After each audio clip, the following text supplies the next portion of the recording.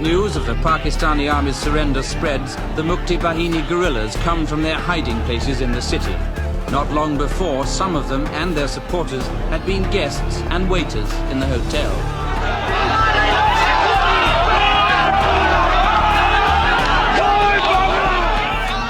Their first target is the radio station just down the road from the hotel. Some of them want to shoot their way in, despite the fact that there's no resistance. But for the moment, a semblance of Mukti Bahini law and order prevails.